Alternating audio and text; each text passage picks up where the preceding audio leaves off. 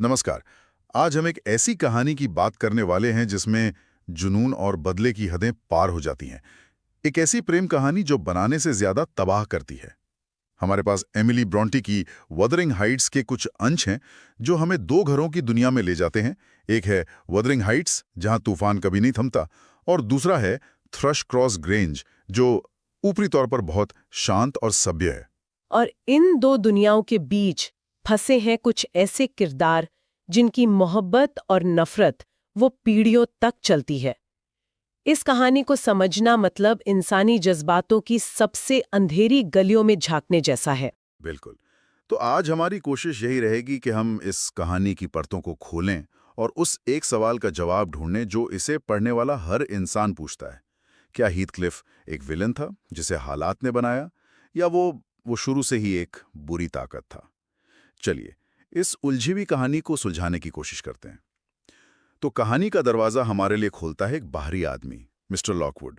वो thrust cross grange में किराए पर रहने आते हैं और अपने मकान मालिक हीथक्लिफ से मिलने वदरिंग हाइट्स पहुंचते हैं। और पहली ही मुलाकात, क्या कहूं, बहुत अजीब होती है। हाँ। हीथक्लिफ का बर्ताव इतना रूखा है कि वो दरवाजे पर खड़े होकर भींचे हुए दांतों से अंदर आने को कहता है, जिसका मतलब साफ था कि वो चाहता है लॉकवुड दफा हो जाए। ये पहली मुलाकात ही मतलब सब कुछ तय कर देती है। वदरिंग हाइट्स कोई मेहमान नवाजी वाली जगह नहीं है। उस घर का नाम ही तूफानी मौसम के लिए रखा गया है। हाँ, वहीं जंगली, अड़ियल और समाज के नियमों से परे है। घर की बनावट भी देखिए, मोटी दीवारें, धसी हुई खिड़कियां, जैसे वो खुद को दुनिया से बचाने की कोशिश कर रहा हो। सही कहा। और लॉकवुड का दूसरा दौरा तो और भी भयानक था। बर्फबारी में फंसने पर जब वो मदद मांगते हैं तो हीथक्लिफ के दो खूंखार कुत्ते उन पर हमला कर देते हैं। और सबसे चौंकाने वाली बात, क्या? हीथक्लिफ और एक दूसरा नौजवान हैरिटन इस पर ठहाके लगाकर हंसते हैं। ये सिर्फ बदतमीजी नहीं थी, ये एक तरह की क्रूरता थी। हाँ, क्रूरता ही थी। लॉकवुड को समझ आ जाता है कि वो किसी आम जगह पर नहीं आया है। और यहीं से कहानी का असली नैरेटर सामने आता है। लॉकवुड इस सदमे से बीमार पड़ जाते हैं और उनकी देखभाल करने वाली नेली डीन उन्हें इस घर की कहानी सुनाना शुरू करती है। अच्छा। और नेली सिर्फ एक नौकरानी नहीं है, वो इस पूरी त्रासदी की एक चश्मदीद गवाह है। अच्छा, यहाँ पर रिश्ते थोड़े उलझे हुए हैं, हम्म। तो चलिए इन्हें आराम से समझते हैं।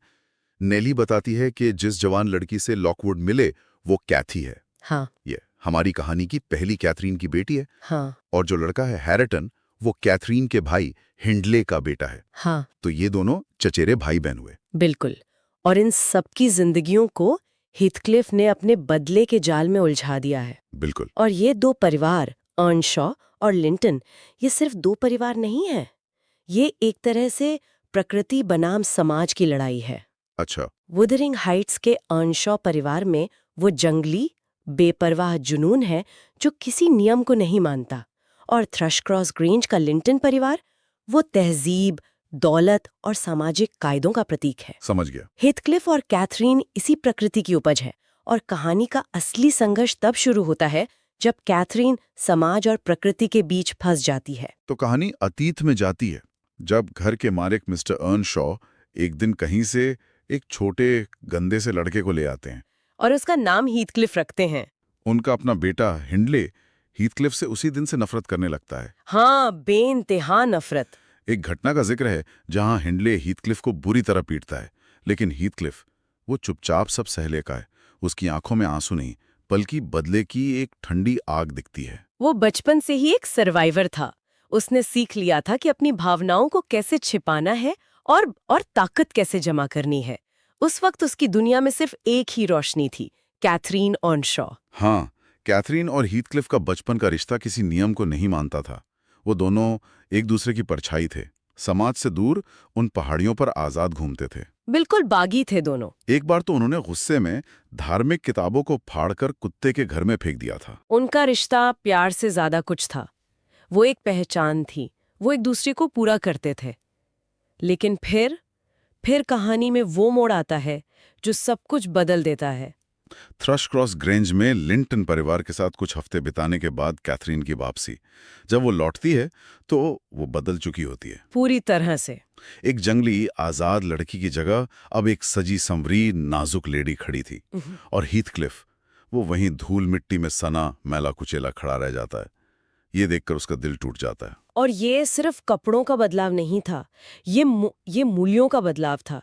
कैथरीन ने पहली बार एक ऐसी दुनिया देखी थी जहां तहजीब, आराम और सामाजिक प्रतिष्ठा थी, और उसे वो दुनिया पसंद आ गई। अच्छा। यहीं से उसके दिल में वो संघर्ष शुरू हुआ जो इस कहानी की सबसे बड़ी त्रासदी है। मतलब हीथक्लिफ के लिए उसका जंगली रूहानी प्यार और एडगर लिंटन से मिलने वाली सामाजिक सुरक्षा की चाहत। और ये टकराव बहुत जल्दी सामने आ जाता है। जब कैथरीन हीथक्लिफ के गंदे हाथों पर मजाक करती है तो वो आग बबूला हो जाता है। बाद में जब एडगर लिंटन उसके बालों पर टिप्पणी करता है तो हीथक्लिफ बिना सोचे समझे गरम सेब की चटनी का कटोरा उसके चेहरे पे फेंक देता है। हाँ, ये सिर्फ एक लड़ाई नहीं थी, ये हीथक्लिफ का उस सभ्य समाज पर सीधा हमला था जो उसे नीचा दिखा रहा था। बिल्कुल। वो कह रहा था कि मैं तुम्हारे नियम नहीं मानूंगा, मैं जैसा हूं वैसा ही रहूंगा। लेकिन कैथरीन अब इन दो दुनियाओं के बीच पुल बनाने की कोशिश कर रही थी जो नामुमकिन था। और फिर आता है वो पल जिसने सबकी किस्मत लिख दी। एक शाम कैथरीन नेली को बताती है कि उसने एडगर लिंटन के शादी के प्रस्ताव को हाँ कह दिया है। लेकिन एक मिनट, अगर वो हीथक्लिफ से इतना प्यार करती है तो फिर उसने एडगर से शादी क्यों की? क्या ये सिर्फ पैसों और समाज में जगह बनाने के लिए था? यही तो इस कहानी का सबसे दुखद सवाल है। कैथरीन खुद वजह बताती है। वो कहती है कि हीथक्लिफ से शादी करना उसे नीचे गिरा देगा। वो एडगर को इसलिए चुन रही है क्योंकि वो अमीर है, सभ्य है और उसे समाज में एक ऊंचा दर्जा देगा। मतलब वो दिमाग की सुन रही है। हाँ, वो अपने दिल की नहीं, दिमाग की सुन रही है। लेकिन तुरंत बाद वो अपने दिल की असलियत खोल कर रख देती है। और वो जो कहती है वो कमाल है। वो कहती है, लिंटन के लिए मेरा प्यार जंगल के पत्तों जैसा है, मुझे पता है वक्त इसे बदल देगा। हीथक्लिफ के लिए मेरा प्यार नीचे की हमेशा रहने वाली चट्टानों जैसा है। नेली, मैं ही हीथक्लिफ हूं। आज भी ये लाइन सुन के रोंगटे खड़े हो जाते हैं। हाँ। इसका मतलब क्या है? कि वो दोनों एक ही आत्मा है। हाँ, इसका यही मतलब है। एक ऐसा प्यार जो समाज, तर्क और पहचान से भी परे है। लेकिन ट्रेजेडी ये है कि हीथक्लिफ ये पूरी बात नहीं सुनता। वो सिर्फ ये सुनता है कि कैथरीन उससे शादी करने को अपनी तौहीन समझती है, और उसी रात वो बिना किसी को बताए वदरिंग हाइट्स छोड़कर चला जाता है।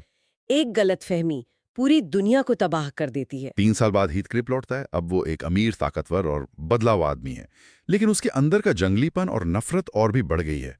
उसकी वापसी से कैथरीन और एडगर की शादीशुदा जिंदगी में तूफान आ जाता है। और अब उसका एक ही मकसद है, बदला। हर उस इंसान से बदला लेना जिसने उसे तकलीफ पहुंचाई।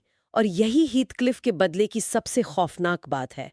वो उन्हीं सामाजिक चीजों, शादी, पैसा को हथियार बनाता है जिनसे उसे कभी बाहर निकाला गया था। वो हिंडले को जुए और शराब में डुबोकर वदरिंग हाइट्स पर कब्जा कर लेता है। और वो एडगर से बदला लेने के लिए उसकी बहन इजाबेला को अपने झूठे प्यार के जाल में फंसाता है और उससे शादी कर लेता है। मतलब वो प्यार को भी एक हथियार की तरह इस्तेमाल कर रहा है। हाँ, वो इजाबेला को सिर्फ इसलिए तकलीफ देता है ताकि एडगर और कैथरीन को दर्द हो। हाँ, उसकी क्रूरता की कोई सीमा नहीं है। लेकिन क्या हम उसे पूरी तरह से राक्षस कह सकते हैं? सोचिए, जिस समाज ने उसे कभी अपनाया ही नहीं, वो उसी समाज के नियमों को क्यों मानेगा? एक तरह से उसका बदला उसके साथ हुए अन्याय का ही एक आईना है। वो दुनिया को वही दर्द लौटा रहा है जो उसे मिला था। एक दिन एडगर और हीथक्लिफ के बीच भयानक लड़ाई होती है और कैथरीन बीच में फंस जाती है। इस सदमे से वो दिमागी और जिस्मानी तौर पर पूरी तरह टूट जाती है। हाँ? वो अजीब बातें करने लगती है। उसे शीशे में अपना चेहरा एक भूत जैसा लगता है और वो वदरिंग हाइट्स में अपने बचपन के कमरे के लिए तरसती है। वो असल में अपनी उस पहचान के लिए तरस रही थी जो उसने एडगर से शादी करके खो दी थी। वो अपनी उस जंगली, आजाद रूह के लिए तड़प रही थी जो हीथक्लिफ के साथ थी। मोह और आंसुओं का एक ऐसा तूफान है जिसे भुलाया नहीं जा सकता। हीथक्लिफ उसे कहता है, तुमने खुद को मारा है, तुमने अपना दिल तोड़ा है और उसे तोड़कर तुमने मेरा भी दिल तोड़ दिया है। ये एक अविश्वसनीय रूप से शक्तिशाली दृश्य है। यहाँ कोई सुकून नहीं, कोई माफी नहीं है, सिर्फ जुनून, दर्द और पछतावा है। वो जानते हैं कि उन्होंने एक दूसरे को बर्बाद कर दिया है, लेकिन फिर भी वो एक दूसरे के बिना नहीं रह सकते। हाँ। वो एक दूसरे से लिपट कर रोते हैं और बस अपनी बेटी कैथी को जन्म देने के कुछ ही घंटों बाद कैथरीन की मौत हो जाती है। और कैथरीन की मौत हीथक्लिफ को उसे तोड़ देती है। लेकिन वो शांति से शोक भी नहीं मनाता। वो चिल्लाता है कि कैथरीन की आत्मा उसे कभी चैन न लेने दे, एक भूत बनकर उसे सताती रहे। बिल्कुल। सालों बाद वो एडगर लिंटन की कब्र खुदवाता है ताकि कैथरीन के ताबूत को खोलकर उसका चेहरा एक बार फिर देख सके। ये ऑब्सेशन की हद है। उसका जुनून मौत के बाद भी खत्म नहीं होता। उसके लिए कैथरीन कभी मरी ही नहीं। और अब उसकी नफरत की कहानी का दूसरा अध्याय शुरू होता है, जो वो अगली पीढ़ी के जरिए लिखता है। कहानी अब दूसरी पीढ़ी पर आती है। कैथरीन की बेटी कैथी, हीथक्लिफ का बेटा लिंटन और हिंडले का बेटा हैरेटन। हीथक्लिफ अब इन तीनों को अपने बदले का मोहरा बनाता है। हाँ, वो हैरेटन के साथ ठीक वैसा ही सलूक करता है जैसा कभी हिंडले ने उसके साथ किया था। उसे अनपढ़ और गंवार बनाकर रखता है। वो नफरत के इस चक्र को आगे बढ़ा रहा है। वो ये साबित करना चाहता है कि दुनिया कितनी क्रूर हो सकती है। वो अपनी जायदाद को सुरक्षित करने के लिए कैथी की शादी जबरदस्ती अपने बीमार बेटे लिंटन से करवा देता है। वो उन बच्चों से उनकी मासूमियत छीन लेता है। लेकिन यहाँ एक उम्मीद की किरण दिखती है कैथी और हैरेटन के रिश्ते में। शुरू में कैथी हैरेटन के गंवारपन का मजाक उड़ाती है, लेकिन धीरे धीरे उसे अपनी गलती का एहसास होता है। हाँ, और वो हैरेटन को पढ़ना सिखाने लगती है। इन दोनों के बीच नफरत की जमीन पर एक नया नरम रिश्ता पनपने लगता है। और ये रिश्ता पहली पीढ़ी की कहानी का एक सुधरा हुआ रूप है। जहाँ कैथरीन ने सामाजिक प्रतिष्ठा के लिए अपने प्यार को ठुकरा दिया था, वहीं उसकी बेटी कैथी वो सामाजिक दीवारों को तोड़कर एक ऐसे इंसान से जुड़ती है जिसे दुनिया ने ठुकरा दिया था। अच्छा, उनका प्यार अतीत के जख्मों को भरने का काम करता है। ये विनाशकारी जुनून नहीं, बल्कि एक मरहम लगाने वाला स्नेह है। तो क्या इसका मतलब ये है कि आखिरकार प्यार नफरत पर जीत जाता है? क्योंकि हीथक्लिफ के साथ भी कुछ अजीब होने लगता है। हाँ, अपने जीवन के आखिरी दिनों में हीथक्लिफ की बदला लेने में दिलचस्पी ही खत्म हो जाती है। क्यों? क्योंकि उसे हर जगह, हर चीज में कैथरीन का चेहरा और उसकी मौजूदगी महसूस होने लगती है। उसकी दुनिया में अब सिर्फ कैथरीन का भूत रह गया था। बदला अब उसके लिए कोई मायने नहीं रखता था। वो खाना पीना छोड़ देता है, घंटों तक दीवारों से या खुली हवा में किसी से बातें करता रहता था। और फिर एक सुबह निल्ली को हीथक्लिफ अपने कमरे में मृत मिलता है। बारिश की बौछारें खुली खिड़की से उस पर पड़ रही थीं और उसके चेहरे पर एक अजीब सी मुस्कान थी। हाँ, जैसे वो किसी का इंतजार कर रहा था और वो आ गया हो। हीथक्लिफ का अंत पश्चाताप का नहीं, बल्कि एक जुनून की पराकाष्ठा का प्रतीक है। उसने दुनिया से अपना हिसाब बराबर कर लिया था और अब वो अपनी कैथरीन के पास जा रहा था। उसकी मौत उसके लिए सजा नहीं, बल्कि आजादी थी। बिल्कुल। कहानी के अंत में गांव वाले कहते हैं कि हीथक्लिफ और कैथरीन की आत्माएं आज भी उन वीरान पहाड़ियों पर साथ घूमती हैं। तो इन अंशों से हम वापस अपने उसी सवाल पर आते हैं, हीथक्लिफ कौन था? एक राक्षस या एक टूटा हुआ इंसान? मुझे लगता है वो दोनों था। उसके साथ जो हुआ वो भयानक था, लेकिन उसने जो किया वो और भी भयानक था। बिल्कुल, ये कहानी हमें कोई आसान जवाब नहीं देती। ये दिखाती है कि कैसे क्रूरता एक पीढ़ी से दूसरी पीढ़ी तक जा सकती है, लेकिन करुणा और समझ से उसे हराया भी जा सकता है, जैसा कैथी और हैरेटन ने किया। हाँ, ये हमें सोचने पर मजबूर करती है कि सच्चा प्यार क्या है। क्या वो हीथक्लिफ और कैथरीन का विनाशकारी जुनून है, या कैथी और हैरेटन का एक दूसरे को बेहतर बनाने वाला स्नेह? कहानी का अंत नई पीढ़ी के लिए शांति और सुकून का वादा तो करता है, लेकिन हीथक्लिफ और कैथरीन के भूत आज भी उन पहाड़ियों पर भटकते हैं। ये एक सवाल पीछे छोड़ जाता है कि क्या अतीत के गहरे जख्म कभी पूरी तरह भरते हैं, या वो हमेशा के लिए उस जमीन का हिस्सा बनकर रह जाते हैं, एक चेतावनी की तरह। देखने के लिए धन्यवाद।